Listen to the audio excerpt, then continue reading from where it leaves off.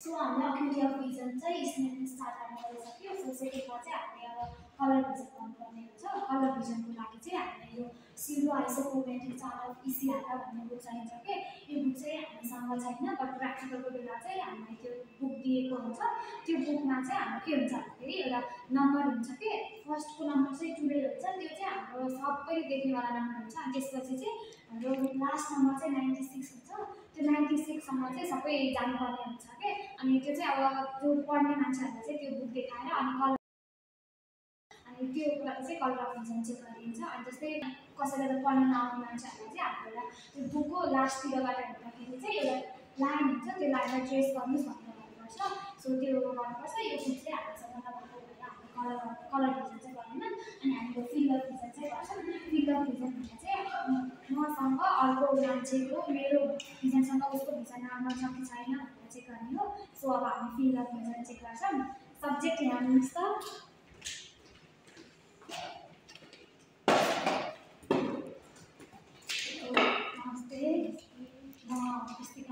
हजुरको field of vision check गर्न लागेको। सो अब तपाईँले चाहिँ मेरो आँखामा हेर्नुपर्ने हुन्छ। जस्तो तपाईँले दाहिने आँखा बन्द गर्नुभयो भनेपछि चाहिँ तपाईँले तपाईँको दाहिने आँखा त खुल्ला हुन्छ, त्यो आँखाले मेरो आँखामा मात्रै हेर्नु है, अन्तमा हेर्नु। सो अब तपाईँले आफ्नो यो आँखा बन्द गर्नु। सो म चाहिँ के गर्छु भन्दाखेरि म चाहिँ यो पेजबाट चाहिँ अब यस्तो गरेर यताबाट पनि लिन्छु, अनि फेरि यताबाट पनि लिन्छु, माथिबाट पनि लिन्छु, तलबाट पनि लिन्छु। तपाईँले चाहिँ कहाँ देख्नुहुन्छ, देखेपछि देखेँ भन्नुहोस् ल। तपाईँको भिजन गर्दा चाहिँ हामी दुईजनाको डिस्टेन्स चाहिँ गर्छ। सो अब फिल्ड अफ भिजन गर्दाखेरि चाहिँ हामीले सुपेरियर, इन्फेरियर, मिडियल र न्याजल र ल्याटरल गरेर गर्नुपर्छ। सो अब हामी चाहिँ स्टार्ट गर्छौँ। आँखा बन्द गर्नु, अनि मेरो यो आँखा यसलाई चाहिँ हामीले सेन्टरमा राख्नुपर्छ। सो यो सेन्टरमा छ है,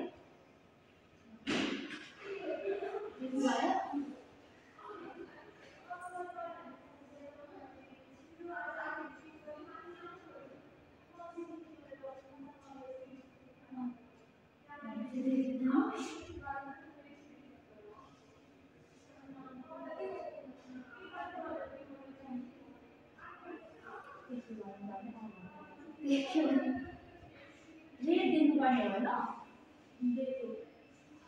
हजुरले आफ्नो आँखा बन्द गर्नु। मैले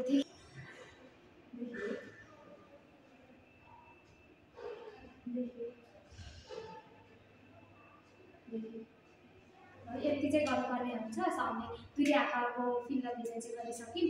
हामीसँग मेरो मतलब अब मैले देख्दाखेरि मभन्दा अलिकति अगाडि देख्नुभयो, यो चाहिँ फरक पर्छ साइजमा पनि, अनि आइबलको साइजमा उसको आँखा कति बाहिर छ अनि उसको आँखा कत्रो छ त्यसमा पनि डिपेन्ड गर्छ। सो तपाईँको भिजन एकदमै राम्रो छ, तपाईँलाई बधाई छ। सो हामीले यो तिनटै टेस्ट गरिसक्यो, तिनटै एक्जामिनेसन गरिसक्यो। Examination of second criteria गरिसक्छ।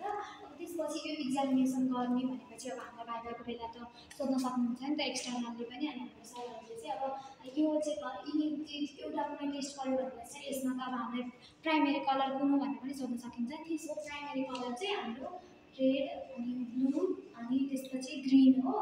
जस्तै हामीलाई चाहिँ यो ग्रिन र येल्लोमा झुकिन सकिन्छ कि यो येल्लो चाहिँ बच्चाहरूको त्यो प्राइमेरी कलर, त्यो ड्रइङ गर्दाखेरि चाहिँ येल्लो चाहिँ प्राइमेरी कलर हो, बट मेन प्राइमेरी कलर भने चाहिँ हाम्रो रेड, ब्लू र ग्रिन हो।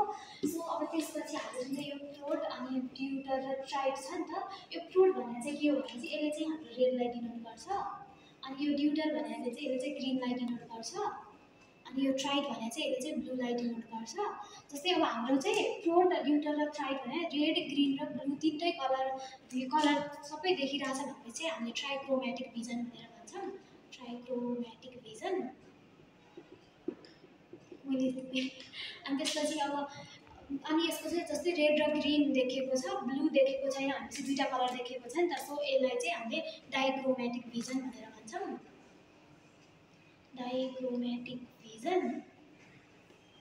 सो यिनी तिनवटामा दुईवटा जुन देख्यो भने दुईवटा देखिनु पऱ्यो। अनि त्यसपछि एउटा मात्र देखेको छ, यिनी तिनवटामा चाहिँ दुईवटा नदेखेर एउटा मात्र देखेको छ भनेर चाहिँ हामीले मोनोक्रोमेटिक भिजन भनेर भन्छौँ।